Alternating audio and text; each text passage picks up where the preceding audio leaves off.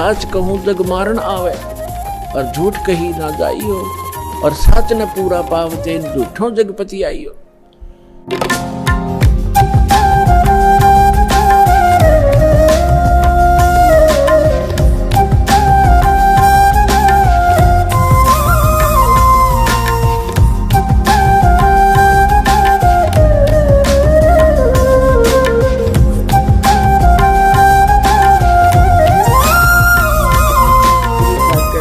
तन मन धन दिया तो भला किया, सिर का दासी भार, और जब न्यू कहा कि मन ने दे दिया तो बहुत सहेगा मार।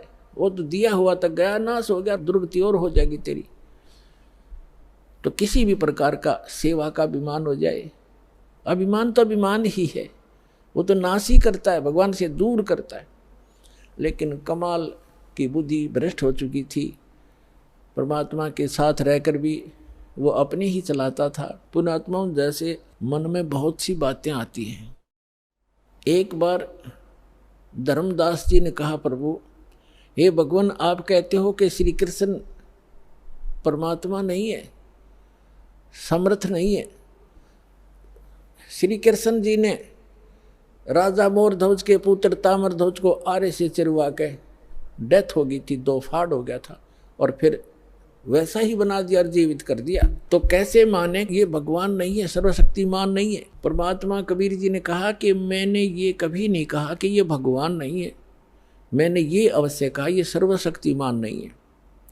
भगवान का मतलब मैंने ये कभी नहीं कहा कि ये स्वामी नहीं है, ये प्रभु नहीं है, लेकिन ये सर्वशक्तिमान नहीं है। इतना अवश्य कहा कि सर्वशक्तिमान नहीं है। जैसे परिभाषा प्रभु की आपको बहुत बार बताई है, तहसीलदार भी साहब है, एसडीएम भी साहब है, डिप्टी कमिश्नर भी साहब है, जिसको कलेक्टर कहते हैं, डिप्टी कलेक्टर, और कमिश्नर भी साहब है, मंत्री भी साहब है, अपने सतर का साहब है, अपने उसका कुछ सीमा है उसके साहब की, उसकी शक्ति की। और मंत्री भी साहब है, मुख्यमंत्री भी साहब है, प्रधानमंत्री भी साहब है।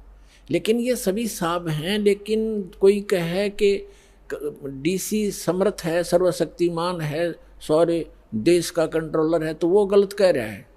अब जितना वो साहब है, जैसे कोई एक मंत्री को और प्रधानमंत्री बताता है राज्य के मंत्री को, तो वो उस प्रोसीजर से वो परिचित नहीं है, इसलिए एक मंत्री भी अपने सत्र का लाभ दे देता है, लेकिन जो प्रधानमंत्री लाभ देगा वो ना मुख्यमंत्री दे सकता। परमात्मा ने पूछा कि जैसे आपके भगवान ने, श्री कृष्ण अर्थात विष्णु जी ने, मोर ध्वज के पुत्र ताम्र ध्वज को तो जीवित कर दिया, 2 फाड़ करवा के, 2 बीचों बीच कटवा के, और अपने सगे भांजा अभिमन्यु को जीवित नहीं कर सका, जिसकी कति जरूरत थी, और वहां तबे मतलब पंगा लिया जाके उसने क्यों नहीं कर सका। पांडवों का कुलनाश हुआ था, श्री कृष्ण रोए था, उसकी बहन रोए थी, 5 पांडव रोए थे, उसको क्यों नहीं जीवित कराया जो मर गया था 18 वर्ष की आयु में। यहाँ धर्मदास चुप हो गया। तब कहा, भगवान हम तो तुच्छ बुद्धि जीव हैं, हमारी बुद्धि का सतर तो इतना ही है बस, अब आप बताओ भगवान क्यों नहीं कर सका। तब परमात्मा ने बताया कि जब तक संस्कार जिसके हैं, अब उस अमर ध्वज की आयु शेष थी, और इस शरीर को एक आम सिद्ध पुरुष भी तोड़ कर काट कर फिर दोबारा जीवित कर सकता है। श्री कृष्ण तो उनसे कुछ 21 ही है, लेकिन आयु नहीं बढ़ा सकते ये भगवान। इसलिए अभिमन्यु की आयु 18 ही वर्ष की थी, उसी दिन मृत्यु होना, तो उसके आगे शेष उसकी उम्र मनुष्य की नहीं थी। इस कारण से श्री कृष्ण उसको जीवित नहीं कर सके।